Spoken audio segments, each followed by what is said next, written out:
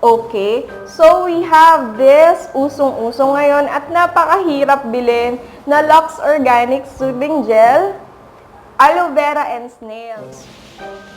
Clear siya, tapos yung amoy niya,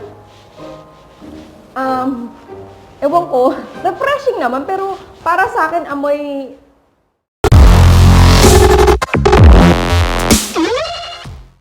Hello mga kamaldita! Andito na naman ang malditang ina nyo para sa isang product review naman.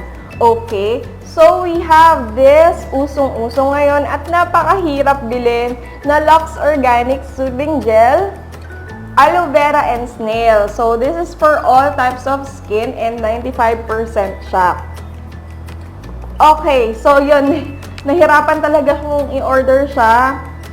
At in-order ko siya online kasi ni-snub ko to dun sa Watsons nung naghahanap ako dati nung i-review ko na Fresh Skin Lab na milk line nila. So, eto, nagkalat to nun pero in-snub ko. Nung time na i-review ko na siya, ayun, kaubusan na. So, I bought this for almost 300 pesos. Pero syempre, para sa inyo, i-review natin to, okay lang yon. Okay, ginamit ko siya for a week. So, para mas maganda yung pagkaka-review ko sa kanya at malaman ko kung anong difference, magiging difference niya, sinabay ko siya with yung Jeju Aloe Eyes ng Fresh Skin Lab na una kong ginamit. Okay, na ito yung ginagamit ko lately bago ko i-try ito. So, sa amoy, syempre, mabango talaga si Jeju Aloe Eyes ng Fresh Skin Lab. At saka ito kasi ay lotion. So, white yung kulay niya. This one, yung Lux Organics, clear siya. Tapos yung amoy niya, ewan ko, refreshing naman. Pero para sa akin, amoy citrus, ganun. Amoy banyo. Medyo amoy banyo siya. Pero okay lang naman yung amoy niya, mabango naman. Kaso, mas gusto ko yung amoy ng Jeju Aloe Eyes, parang basta ang relaxing, ganun. Okay, medyo may pagkaamoy banyo to. But, ayun nga, dun sa dalawa, ang difference kasi nila, yun nga, ito ay lotion at ito ay talagang gel. And then, they are both paraben-free, but Jeju Aloe Eyes has alcohol, and then itong Lux Organics wala siyang alcohol. Ayan, alcohol-free, paraben-free siya. Ako, ewan ko ba, okay lang sa akin kahit may alcohol. Kasi parang mas gusto ko yung medyo mas matabang sa mukha ko. Okay, so next difference nila, ang ginawa ko nga pala, for a week, kalahati ay this one, this side is yung Lux Organics na with snail, and then yung luma kong ginagamit dito naman sa right side yung Jeju Aloe Eyes.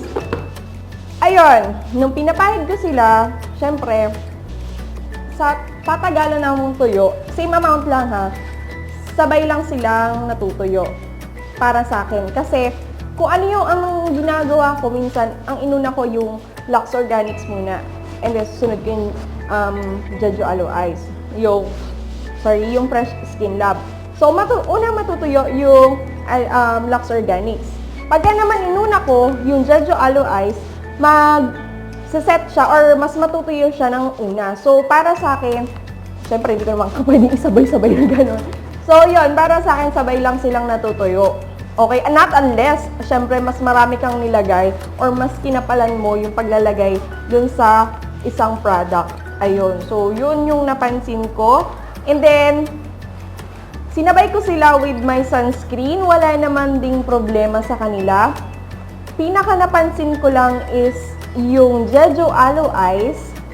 Ano siya, medyo pagka natuyo, bago siya matuyo, medyo malagkit pag hinawakan mo. Okay, kasi i-check mo pag medyo tuyo-tuyo na ba, gano'n.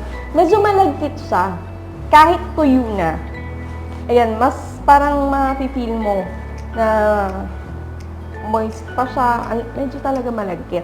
But, itong Lux Organic Soothing Gel, ayan, pagka check ko siya, tuyo ka na ba, gano'n. Ano siya, madulas, na supple, ang lambot Hindi siya malagkit. Okay? Para siguro kaya akala nung iba, mas matagal mag-set si Jeju Aloe Ice is andun pa yung lagkit. Anyway, kahit naman kinabukasan, andun pa yung pagiging moist ni Jeju Aloe Ice. Siguro dahil lotion siya, and then yung gel is madaling ma-absorb. Kasi ganito din yung nakumpara ko dati, nung gumagamit ako ng Nature Republic na aloe vera gel. So, mas mabilis talaga siyang matuyo, at saka pag natuyo siya, wala siyang lagkit sa mukha. Kaso, ayun nga lang, pagka ang iniyawan ko kay Nature Republic na aloe vera gel is namumuo siya sa foundation, yung parang naglilibag. Ayaw niya, hindi siya na-absorb ng skin ko. Hindi sila compatible ng foundation ko. So, napunta na tayo kay Nature Republic. Balik tayo dito sa dalawa. So, para matest ko talaga silang dalawa, gumamit ako ng foundation after ko silang i-apply. Hindi na ako gumamit ng sunscreen gel cream kasi alam ko kung paano siya nag-work, at saka para hindi maapektuhan yung pagko-compare natin dun sa dalawa. So, ayun nga, nag-makeup ako today at full makeup siya as in.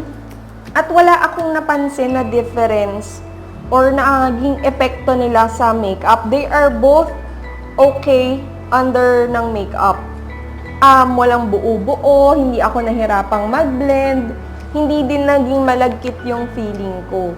So, I will say na okay sila talaga under makeup. Anyway, ang ginamit ko nga pala na foundation is yung Color Stay Revlon na foundation. Mga kamaldita, overall, okay naman sa akin si Lux Organic Soothing Gel, Aloe Vera and Snail, at gagamitin ko pa siya ulit. But for now, uubusin ko muna ang aking Jeju Aloe Ice from Fresh Skin Lab. Guys, hindi porket okay sa skin ko ay magiging okay na din sa skin nyo. Magkakaiba tayo ng skin type, at again, hindi naman ganun ka-sensitive yung skin ko. Baka naman kasi akala nyo na porket okay sa akin is magiging okay din sa inyo. Mas maganda kung itatry nyo talaga sila. Okay? At guys nga pala, hindi porket okay na okay sa atin ang isang product ay forever na yun lang yung gagamitin natin. There will come a time na ma-maximize na natin yung benefits niya. At alam niyo yun, para may immune na yung skin natin sa kanila. So, kailangan na nating humanap ng iba pang product na mas magiging okay pa sa skin natin. That's it mga kamaldita for my review. Please hit the like button kung nagustuhan nyo tong video na to. And please, please, please do subscribe to my channel, Malditang Ina. Follow me on Facebook at Malditang Ina Official. Sana ay nagustuhan nyo tong video na to. And see you on my next one. Bye!